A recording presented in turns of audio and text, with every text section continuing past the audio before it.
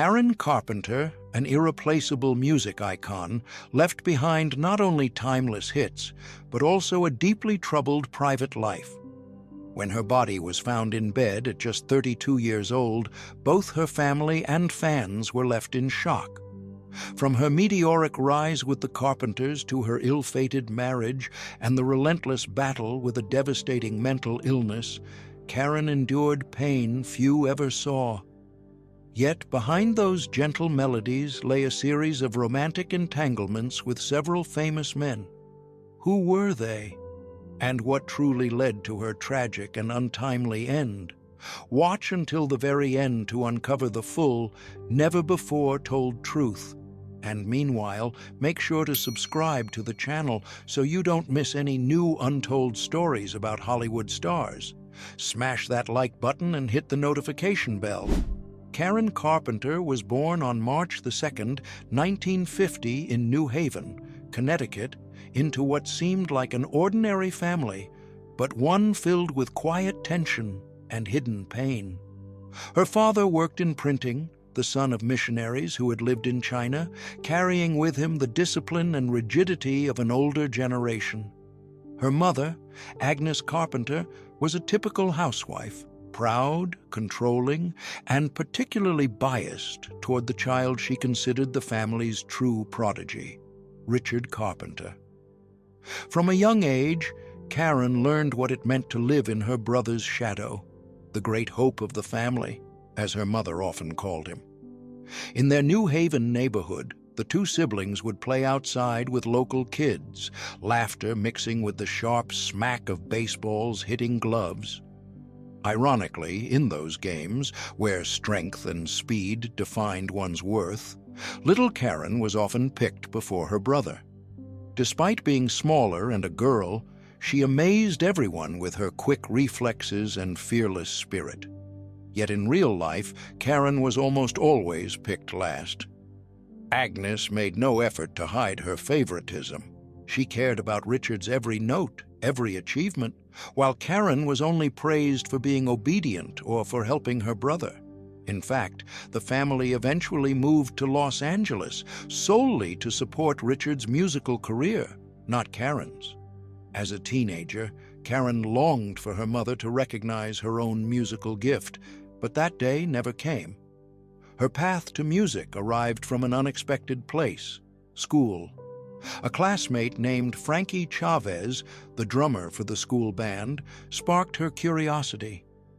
Karen was drawn to the wild yet precise rhythm of the drums, a sound that felt both chaotic and orderly.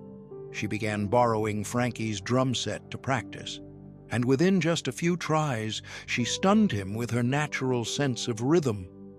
Ringo Starr, the legendary drummer of the Beatles, became Karen Carpenter's ultimate idol. She dreamed of one day playing the drums like him, even owning the exact same Ludwig drum kit he used. But that set cost $300 at the time, a hefty price for the Carpenter family, equivalent to more than $1,500 today. Karen begged her parents endlessly, using every bit of charm and persuasion she had, until something miraculous happened. They said yes.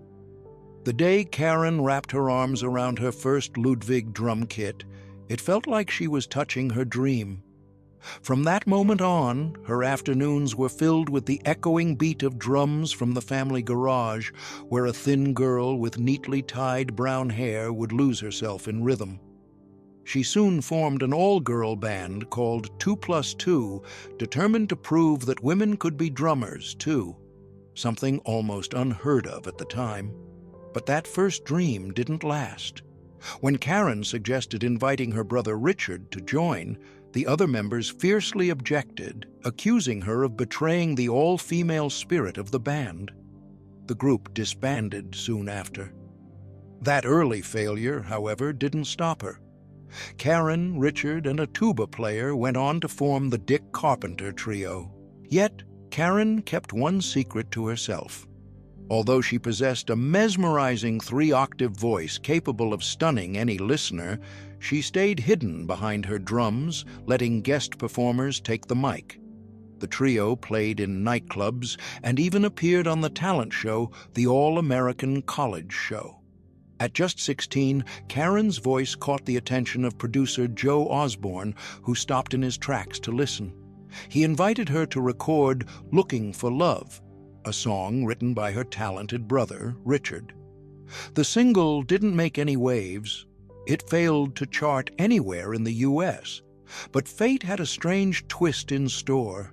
Years later, when the Carpenters became a global sensation, that old 45 RPM vinyl became a prized collector's item. Only about 500 copies are believed to exist today, each valued at around $2,000. At the time, though, Karen still saw herself as just a drum girl, often laughing at the idea that her voice could ever be special. She and Richard continued their musical pursuit with a new group, Spectrum, which landed a gig at Disneyland, performing smooth jazz for families and children. The 1960s were a strange era. The youth were torn between the hippie counterculture and their nostalgic love for Mickey Mouse. Amidst the crowd, someone shouted, "Play Light My Fire," the hit song by The Doors. Wanting to please the audience, Spectrum obliged. Unaware it would be a disastrous decision, word of the off-brand performance quickly reached Victor Gruber, the head of Disneyland's entertainment division. Furious, he stormed over and was horrified to see Karen and her band playing psychedelic rock in the middle of a family park. Within minutes, a verdict was made. They were banned from the Magic Kingdom for life. Karen walked away from Disneyland heartbroken, yet, as fate would have it, when one door closed, another, far greater, was about to open. 3 years later, in 1969, the real opportunity finally came. Records signed a contract with the Carpenter siblings, marking a new chapter in their career. Their debut album, Ticket to Ride, was released, named after the famous Beatles song they covered. Karen, a devoted fan of the legendary band, worried whether her idols would approve of their soft and feminine version. To her astonishment, Paul McCartney, the man she admired most, listened to the track and exclaimed, "She has the best female voice in the world." That praise deeply moved Karen. But fame never comes without a price.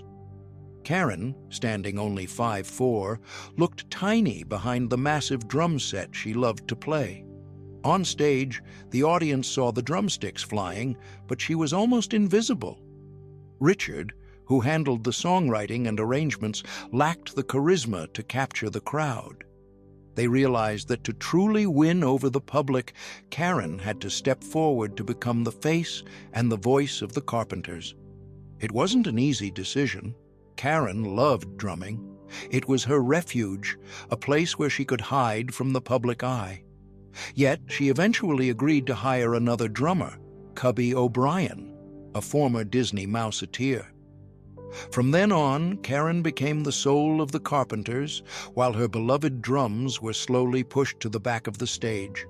By 1973, the group's albums carried a distinct signature. Karen's sweet, velvety voice dominated, while the sound of drums, once her essence, became only faintly present. But as we'll later see, being the center of attention came at a heavy cost. During an interview in Japan, while the Carpenters were at the height of their fame, a journalist struggled to pronounce the group's name and accidentally said "lead sister" instead of the Carpenters. The nickname stuck. Japanese fans loved it so much that they printed it on T-shirts. And Karen, with her shy but charming smile, proudly wore one labeled "lead sister" during many performances. Not long after, the song "We've Only Just Begun" became a phenomenon. The song celebrated new beginnings, love and hope, emotions that millions of young couples of that era could see reflected in their own lives. Its pure melody, romantic lyrics, and Karen's tender whisper-like voice made it unforgettable. Richard, as always, provided the perfect arrangement to let her shine. Few people knew that "We've Only Just Begun" had originally been a simple jingle for a bank commercial, but Richard saw its potential and turned it into an eternal classic. From an obscure tune, they created the song that would define the spirit of the 1970s. While searching for inspiration for a new song, Richard Carpenter happened to be watching TV when he heard a bank commercial jingle that caught his attention. He immediately contacted the songwriters behind it and bought the rights. The ad depicted a young wedding, so when Richard and Karen adapted and recorded the song, they kept that same theme. And soon after, it became a worldwide sensation. The Carpenters' "We've Only Just Begun" was played at countless weddings, so many that it's almost impossible to imagine. Yet surprisingly, this sweet, almost sentimental love song was also used in several dark and chilling movie scenes. Karen Carpenter's emotional voice echoed hauntingly through the horror film 1408, based on Stephen King's story. And in John Carpenter's "In the Mouth of Madness," where the song's bright, hopeful lyrics played as the main character was taken to a mental asylum. At this point, Karen Carpenter was at the peak of her fame, chart-topping hits, platinum albums, and global stardom. But she still longed for something that seemed forever out of reach: love and approval from her mother. Meanwhile, Richard remained the constant source of pride and affection for their mother, Agnes Carpenter. No matter how hard Karen tried, it seemed her mother never truly cared, and that emotional void would have devastating consequences. In 1976, a seemingly harmless moment became a tragic turning point in Karen Carpenter's life. While reviewing footage of one of her own performances, she became fixated on a photo taken on stage. The lights illuminated her radiant face, but all Karen could see was a chubby body. A surge of self-loathing took hold. Since high school, she had dieted occasionally, thinking she was a bit plump. But that picture reignited her insecurity and deepened her obsession with her body image. Determined to fix what she saw, Karen chose an extreme path. Long before having a personal trainer was common among celebrities, she hired one, hoping to achieve the perfect figure. The trainer advised her to abandon her old habits and follow a strict fitness and nutrition regimen. Karen followed every instruction with total discipline, believing she was doing the right thing. But a few months later, when she looked in the mirror, she was shocked by the reflection. Her body was now lean and muscular, far from the delicate feminine frame she had always wanted. Disappointment and insecurity struck even harder.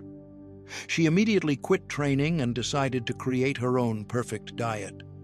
Karen began counting every calorie, weighing every portion, turning eating into a cruel game between logic and fear. During meals with friends, she would act cheerful and offer others bites of her food. A clever tactic to reduce her own intake without raising suspicion. Everyone thought she was simply being generous. Everyone except her mother, Agnes Carpenter. Karen often pretended to eat her full share, but would quietly pass portions to others at the table. When Agnes noticed her daughter's trick, she tried to counter it by insisting Karen taste her mother's cooking afterward, just to make sure she was getting enough nourishment. Despite her efforts to help, nothing seemed to work. The illness had already taken root, and no amount of love or control could stop its devastating course. When she stepped onto the stage in 1975, the audience was stunned, not only by her familiar crystal-clear voice, but by her alarmingly thin figure. The effectiveness of her diet sent shivers down her fans' spines. Letters flooded in from all over, pleading with her to stop. But Karen only gave a faint smile and said she was just a little tired. The pressure on her kept building from directions she never expected. The Carpenters, siblings Karen and Richard, had once been the symbol of wholesome America, gentle, clean-cut, and trustworthy. President Richard Nixon had even praised them as the best of young America. But just as the country was shaken by the Watergate scandal, the perfect image of the Carpenter family began to crack. The sweetness on stage slowly became a mask Karen wore to hide the wounds inside her soul. At 26, Karen Carpenter was financially independent, a global star adored by millions. Yet she still lived with her parents, a situation that suffocated her more than ever. In 1976, she finally moved out, buying 2 luxury apartments in Century City, Los Angeles. Not to show off, but to breathe freely for the first time in her life. She wanted to live like an ordinary woman, to have the right to love, be loved, and build a family of her own. Throughout the early years of her career, Karen avoided relationships. She believed dating was a luxury she couldn't afford, as her packed schedule revolved entirely around studios and stages. But as she neared 30, a deep emptiness began to grow inside her. The applause after every concert was no longer enough to fill the loneliness in her heart. When Karen finally opened herself to love, she dove in like a storm. The first was music producer Mike Curb, who later became a politician, followed by a member of the Osmond family, sitcom star Tony Danza from Who's the Boss, and even comedian Steve Martin. These were bright names, glamorous encounters, yet none of the relationships lasted. Karen was gentle and devoted, but perhaps it was that very fragility that made her so easily wounded. Instead of finding love, Karen sank deeper into her obsession with control. She and Richard continued touring across South America and Europe, bringing along her close friend Rayoni for support. But Rayon soon realized her true role was not to relax, but to watch over Karen, to stop her from secretly taking laxatives to keep her figure. Her fixation on weight had spiraled beyond control. During that tour, the siblings appeared on the BBC program Nationwide. At first, everything went smoothly until host Sue Loy turned the conversation toward Karen's body. In front of millions of viewers, she listed the numbers showing Karen's drastic weight loss and bluntly asked whether she suffered from anorexia nervosa, a term hardly known at the time. Karen forced a smile, trying to remain poised as always, but panic flickered in her eyes. Richard quickly stepped in, ending the interview saying, "We're not here to talk about that." The interview ended, but the wound stayed with Karen for years. It wasn't just embarrassment, it was the feeling of being stripped bare before the public. The stage that had once been her home of love and adoration had turned into a place of judgment. In 1980, amid her quiet personal turmoil, Karen met Thomas James Burris, a handsome, successful real estate developer who seemed worlds apart from the noisy showbiz life she had grown tired of. He appeared thoughtful and calm, making Karen believe she had finally found peace. They dated for only 2 months before Burris got down on one knee and proposed. Initially, they agreed to stay engaged for at least a year, but Karen grew impatient, not for fame or wealth, but for the dream of motherhood. She longed for a small, warm home filled with children's laughter instead of the pounding drums of the stage. When they shortened the engagement and announced their wedding just 2 months away, the media speculated that Karen might be pregnant. Yet, the truth was far darker. A few days before the rehearsal dinner, Burris revealed he had undergone a vasectomy years before meeting her. In that moment, every dream Karen had of becoming a mother shattered. It became clear that this was why Burris had rushed the marriage, to hide the truth before she found out. Devastated and betrayed, Karen called her mother, Agnes Carpenter, begging for advice and support to call off the wedding. But her mother's response was cold. "You absolutely cannot cancel the wedding," she said. "You've made your bed. Now you must lie in it." It was the worst advice Karen ever received. The wedding went ahead as planned, but the marriage soon turned into a nightmare. Burris cared only about money, demanding cars, houses, and luxuries he couldn't afford. Karen gave him everything emotionally and financially, even handing him tens of thousands of dollars, sometimes up to $50,000 just for spending money. Her bank account dwindled, but worse, her spirit was crushed. Burris was cruel, arrogant, and verbally abusive, leaving Karen trapped in fear and loneliness.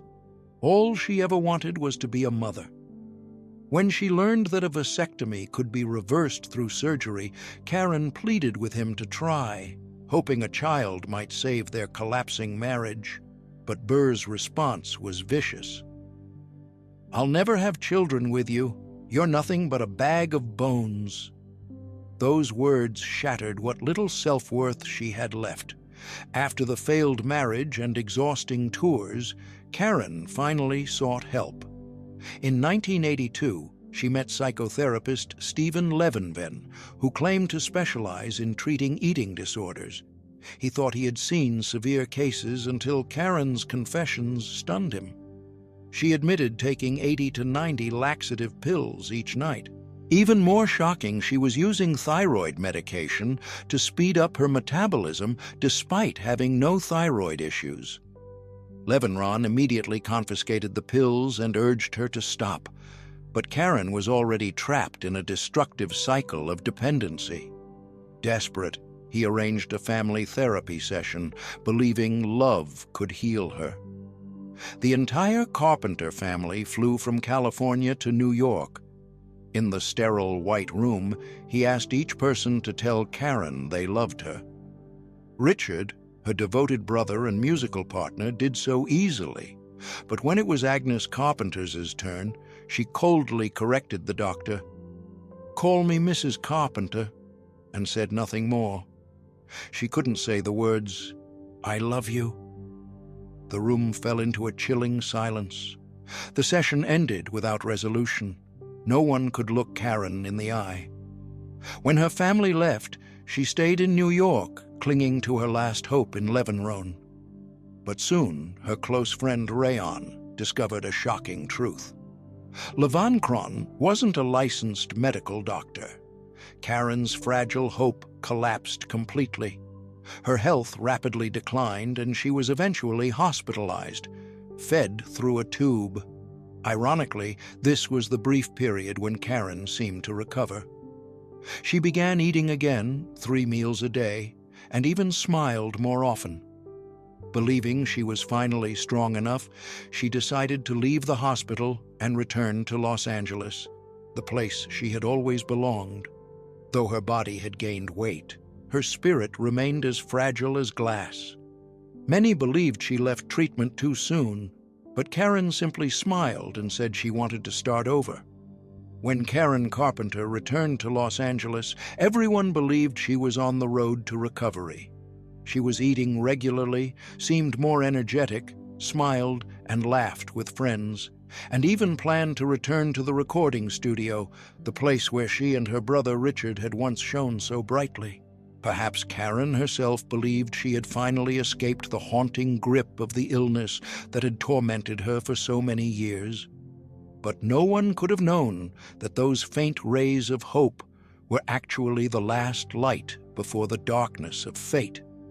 On a February morning in 1983, Karen woke early in the house where she had grown up. She went downstairs, made herself a cup of coffee, shared a brief conversation with her mother, and then returned to her room to get ready for the day. A few hours later, Agnes Carpenter went upstairs and was met with a sight no mother should ever see. Karen lay motionless on the floor of her old bedroom, the same room where the girl who once captivated the world with her voice now lay silent forever. At first, the cause of death was a mystery. Karen no longer appeared dangerously thin. She even seemed to be recovering. But the autopsy revealed a heartbreaking truth. Her heart had been fatally damaged by prolonged abuse of Ipac syrup, a medicine used to induce vomiting. Normally reserved for emergency poisoning cases, Karen had tragically turned it into a tool of self-destruction. Over time, the chemical quietly eroded her heart muscles, ultimately claiming her life at just 32 years old. Karen Carpenter's death sent shockwaves through the music world. Not only was she one half of the Carpenters, the iconic duo that defined the 1970s, but her passing also ignited a worldwide conversation about anorexia nervosa, a disorder long misunderstood and often dismissed.